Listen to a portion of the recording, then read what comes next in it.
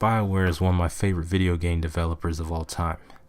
Alongside CD Projekt Red, Naughty Dog, Gearbox Software, Rockstar Games, and Insomniac Games, they have been instrumental in my formative years as a young man growing up with video games.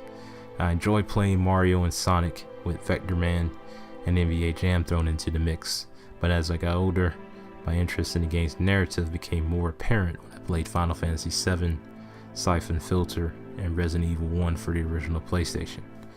I was first introduced to BioWare when I played Star Wars Knights of the Old Republic for the original Xbox. BioWare became household names thanks to KOTOR, and they continued their success with its sequel and the release of the criminally underrated martial arts RPG Jade Empire. Jade Empire became a critical darling, but due to the questionable decision to release it only on the OG Xbox, it only sold 500,000 units. However, despite its less than stellar sales, Jade Empire secured its cult status over the years. BioWare during that time was quickly becoming my go-to developer for great games with compelling story and memorable characters, but it was the following franchises that truly made BioWare such a significant part of my life. Mass Effect and Dragon Age are two of my favorite video game franchises of all time. Both are Western RPGs, but each is so significantly different. Mass Effect is a sprawling space opera with elements of Star Wars, Star Trek, and James Bond melded together. Playing as Commander Shepard, gamers could customize their commander not only by their appearance, but their background, their defining moments, and parentage. The introduction of the Paragon Renegade system allowed gamers to be noble, ruthless, or somewhere in between through dialogue and specific actions in each game. Each of the games in the Mass Effect trilogy vastly improved on the other, but it was storytelling and characters that made an indelible impact on myself and millions of gamers worldwide. With the Dragon Age franchise, we saw a perfect blend of fantasy and political intrigue. In each game of the series, you create a character that starts from modest beginnings that has a great and heroic task thrust upon them. Along the way, you encounter a great host of characters, from the reluctant and snarky Grey Warden Alistair, the morose and straightforward witch Morgan, and the lovable and charismatic road dwarf Varric.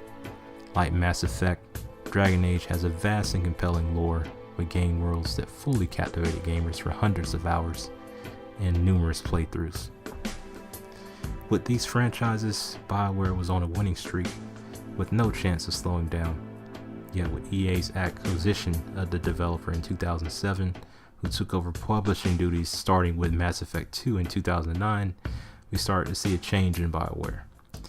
With the recent news about the debacle that is Anthem and the current climate in the highly regarded Vancouver-based studio, I can't help but lament for the BioWare that once was.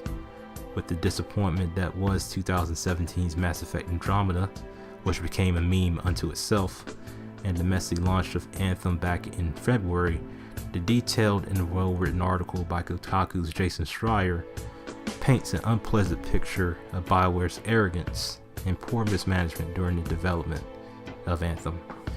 Despite the numerous issues with the game, the larger and more concerning problem is company morale.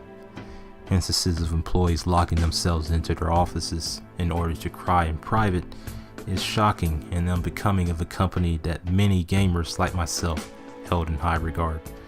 Depression and anxiety are very prevalent in this industry, and they must be addressed.